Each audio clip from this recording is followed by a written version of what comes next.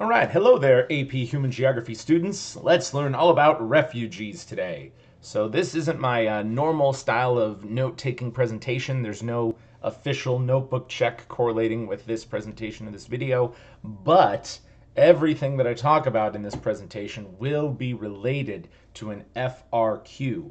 So I definitely encourage you to take notes, but just about everything you'll see will be here in the blue. So write what you think is going to be the most applicable, maybe summarize some things, get it all fresh in your head before you write an FRQ. Okay, so I also want to give a little warning here. This Prezi is going to contain some violent imagery. This is a college level course, and you're going to see some pretty disturbing stuff. So let's get right down into it. So these are my starting questions for you. How many immigrants should we let into the USA every year? What kind of person is a refugee? We're definitely going to talk about that. And what should America do about illegal immigrants? All of these are big issues related to refugees and migration. So let's jump into it right now. If I can make this thing work. It always happens. All right, yeah, so here's some refugees. See that little refugee boy? It kind of sucks. And then here's Donald Trump. I'm going to build you a brother. Oh goodness. Okay, so refugee, this is a word you should already know. It's someone who has been forced to flee his or her country because of persecution, devastation, or violence. A refugee has a well-founded fear of persecution for reasons of race, religion, nationality, political opinion, or membership in a particular social group. So to be a refugee, somebody is trying to cause you harm, most likely kill you. Most likely they cannot return home or they are afraid to do so. So I've got a lot of great examples throughout this Prezi that I really want you to get fresh in your head when you write this FRQ. So the real question comes down to, how are refugees different than immigrants? Well, the official, usually a refugee sort of is an immigrant, but the real difference in definition comes down to the intention of leaving their country. An immigrant, their intention of leaving is to find a better life, to find a better job. A refugee, on the other hand, is they just want to keep living because their homeland is unsafe. So a refugee could be definitely trying to get to a better place to also find a better job. But that's how this definition is going to get a little wonky as this presentation goes on. Because yes, if you are a refugee and you go to another country and you find a really high-paying job and you decide to stay there in that new country, you are an immigrant. But typically, refugees are a much more temporary thing. Typically, the assumption is that as soon as their homeland is considered peaceful again, the refugees will return home. An immigrant, they might never return home. They'll be happier in their new country. So there we go. All right, here's a bunch of guys from Afghanistan trying to get into Europe, showing all their information. And then here's people just trying to walk to a better life. People escaping. I think this is in Burma. And then, yep, we need protection. That's what refugees want. Okay, so yes, a refugee desires asylum. And asylum is a word we're definitely going to talk about. It's the protection granted by a nation to someone who has left their native country. So it's a temporary legal status until their country becomes safe again. And the idea is that once your country is safe again, if you're a refugee, if you're an asylum seeker, you leave and you go back to your homeland. But if they don't leave, then I guess they become immigrants. But yeah, and then there is this whole huge thing like, should rich countries accept asylum seekers? What does it really mean to be a refugee? And will those countries they're running away from ever get better? These are all big questions. All right. So yeah, welcome asylum seekers. Cool. The most common reason to become a refugee is to flee political violence. The civil war in Syria and the civil war in Sudan, I think those are still ongoing. The Sudanese one, maybe not so much. The invasion of Afghanistan and Iraq, that definitely displaced a lot of people. Tribal conflicts in Somalia. Somalia has been a mess for 30 years. People tend to want to escape the threat of violence in their home country. If there's bullets flying around your neighborhood all the time, you don't want to live there. Another big example, in the 1990s, there was this war in Yugoslavia that was just devastating, and just people were killing each other all over that country. So a lot of Yugoslavs wanted to leave and get out of that country while that war was going on. All right, so let's check out some of these pictures. Warning, violence is ahead. So, yeah, I mean, there's soldiers fighting through your city. You probably don't want to live there. People just blasting each other with AKs, kids getting shot at, an elementary school getting bombed up, people crying because their family members are dead. It's really rough. Okay, and then there could also be social reasons people want to become a refugee. So maybe the new government is creating policies and laws that make it illegal or very difficult for you to live your lives to your full degree. A good example of this is Israel on Palestine. Israel has put a whole lot of restrictions on the Palestinian people. Then there are times where a government can make a certain religion illegal. For example, in the country of Burma, there are these Rohingya people who are Muslim, and Burma's like, you guys got to be Buddhist, and they really don't want to change their religion. It's definitely a big part of who they are. So therefore, they claim to be refugees, saying that if we don't become Buddhists, we'll die. And yeah, every social refugee bases their claims sort of on their country being racist against them. Some other examples of social refugees would absolutely be the Jewish people of Germany during World War II. The Nazis, were sending them to concentration camps, and they're just trying to get out and get to a better life. And then, yeah, there's definitely plenty of other examples. Here's one: your sexual orientation. That could be a social reason. There's several countries in the world today that will kill you if you are an openly gay person. And if you want to live in a society that allows you to be gay, then you're a refugee. You're running away from your homeland because they're trying to restrict you on what your options are in life. All right, let's keep moving on. So yeah, save the Rohingya. They're these Muslim people in Burma who are really getting beat up right now. Here's a bunch of those Rohingya getting on boats trying to leave Burma. And then, yep, help Gaza. Gaza keeps getting screwed. What do we got here? So a lot of Arabs feel discriminated against in Israel, and 48% of Jews support deporting Arabs. Dang, that's rough. Every Arab country has laws discriminating against Palestinians. That's also true. What do we got here? So here's Arab people voting in Israel, so I guess that's a good thing for Israel. But yeah, majority of Arabs see a lot of discrimination against Muslims. Yeah, so living in Israel or living in the United States, you're probably going to get some discrimination. But then on the other hand, here's a Jewish athlete trying to shake hands with an Arab guy, and the Arab guy refuses to shake his hand. That's not really nice either. So there's definitely a lot of ethnic tension between Jewish people and Arab people in our world today. Okay, and then here's another reason to be a refugee, and this one we'll probably end up seeing more and more in the modern world. There's a lot of refugees who flee their land because of some environmental catastrophe. So these are not human-caused events.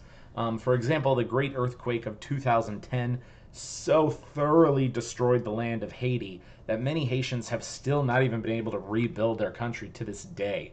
Also, there was this terrible famine in Somalia in the early 2000s. It was kind of related to the whole Black Hawk Down situation. It's resulted in millions of people starving to death trying to get out of their country, because if you can't grow food, you kind of can't live there. And yeah, I've already mentioned this, but global warming is going to create so many environmental refugees. Like, there's already the islands of Kiribati and the Seychelles.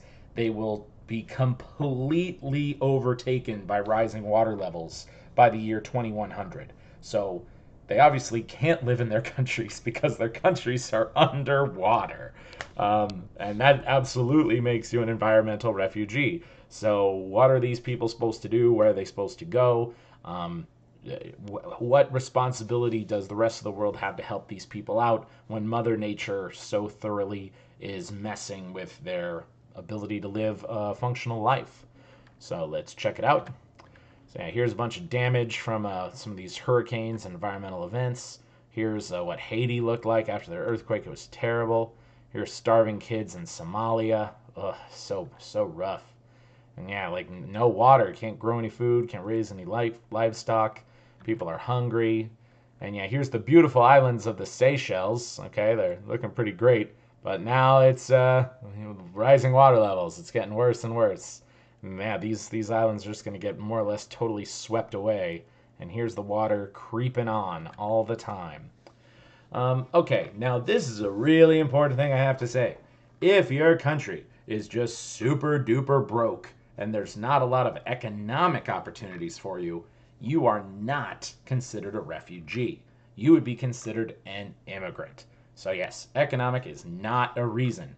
The only reason why you're leaving your country to just try to make more money, you're not a refugee.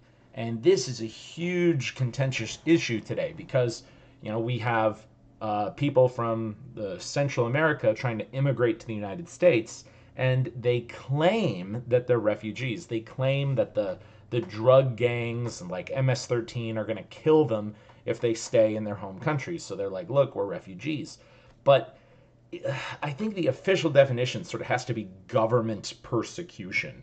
And, well, the governments of so many of those Latin American countries are just really ineffective. So it is a debate that I usually try to have with my students about if there are non-governmental actors in your country trying to kill you or restrict your lifestyle, would that make you a refugee? I think the international definition would say no, but it is a big issue. So you're only a refugee if you are literally going to die in your homeland. And it's so hard for governments to check this. But, and yeah, and here's the other thing too. Like, if you're a refugee, you should, I would imagine, just try to go to the safest country that's physically closest to your home country. So, for example, if the Middle East is a giant mess, I would imagine you would go to Turkey and you would just hang out in Turkey because it's kind of the neighboring country. But what we're seeing nowadays, though, is a lot of people are fleeing the violence in Syria, but then walking all the way through Europe to try to get to Germany, France, and Britain, try to get to the richest countries.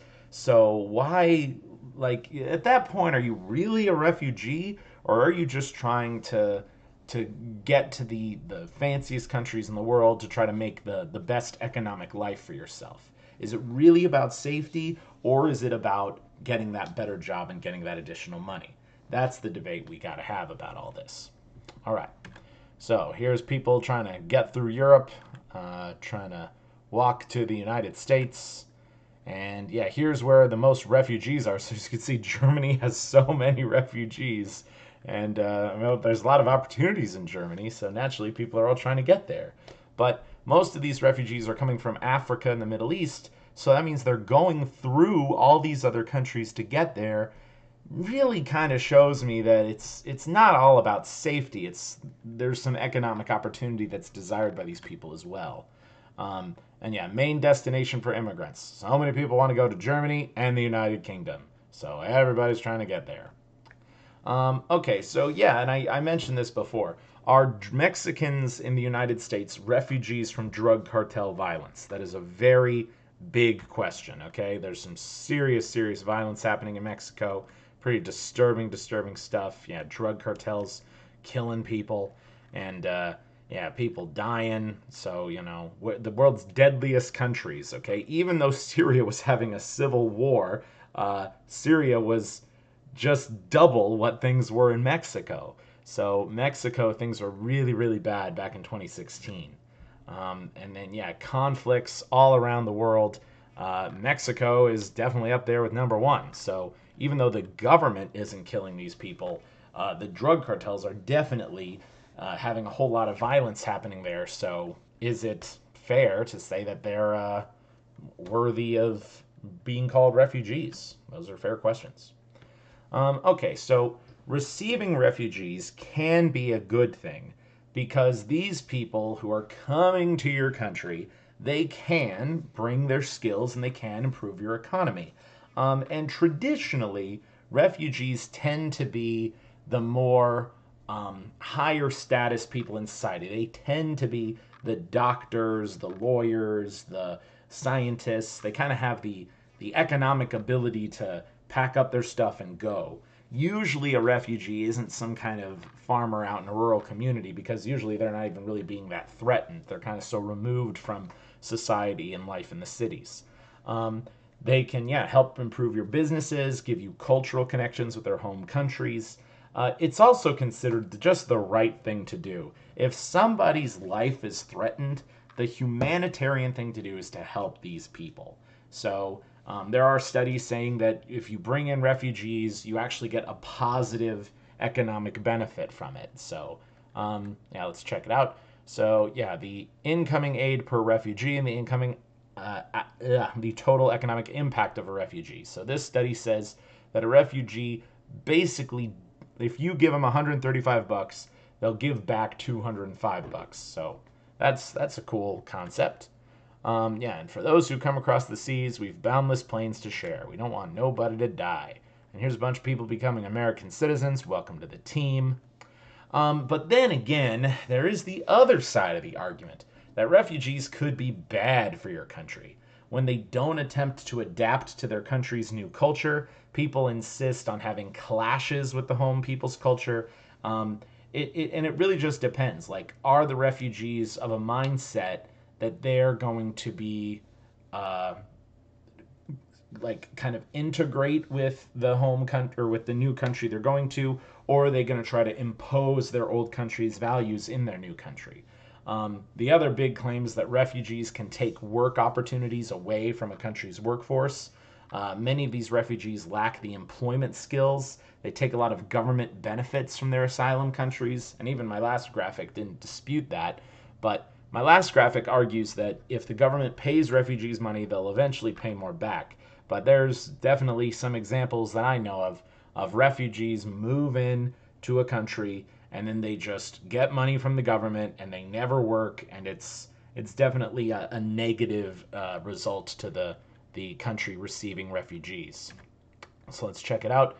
The annual settlement costs estimated. So each person that gets settled would be $2,500 or more. So yeah, it's a lot of money to kind of take care of these people as they come into your country.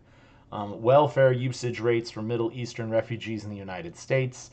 We can see that 91% of these refugees take food stamps, which is this kind of food aid from the federal government.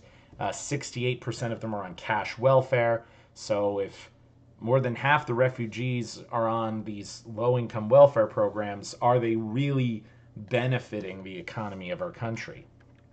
And then the least receptive tweets by state. So yeah, Mississippi really hates refugees. So does Ohio, Arkansas, and Wyoming. So there's definitely certain states in the United States that really don't want anyone here.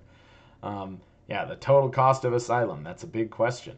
And then they took our jobs. Yeah, that's kind of the sentiment from certain people saying they don't like refugees. Okay, now a common theme in America is that many of these refugees are secret terrorists that are coming here not to escape the violence from their home countries, but actually to bring violence to the United States. And of course, 99.99% of refugees are not this claim. But there is one very good counterexample of this. Back in the year 2013, there was the Boston Marathon bombing done by the Zarnev brothers. And what's so confusing to me about this whole thing is the Zarnev brothers were ethnic Chechnyans. And they were born in Chechnya when they were both really little. And their parents, refugee statused away from Chechnya to the United States. They were trying to escape the violence of the Russian government. So America said, come on board. And the Zarnev brothers were, for the most part, raised in the United States. But the older Zarnev brother got radicalized on the internet, believed that America was this evil country that was so bad and so terrible. So he and his little brother created a bunch of bombs, put them around the Boston Marathon. They killed like 40 people. We really analyzed it, and the whole Zarnev family got all this money from the U.S. government. We provided for them, we treated them like guests, and then they blow up our marathon. So that's super duper rude.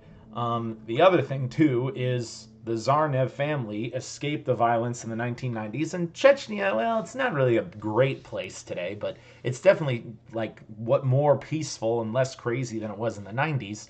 But the Tsarnaev family said, we like America more, let's just stay here and keep taking money from the US government. So that's a whole story there too.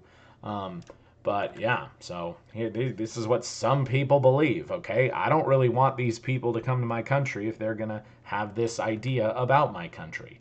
Yeah, establish Sharia, Islam will dominate the world. Ugh. Hungarian police fire water cannons and tear gas refugees. This is the massacre of the Boston bombing. And yeah, here's the Tsarnaev brothers. They masterminded a bombing plot and they took our government's money. Super rude. All right, peace out, kids.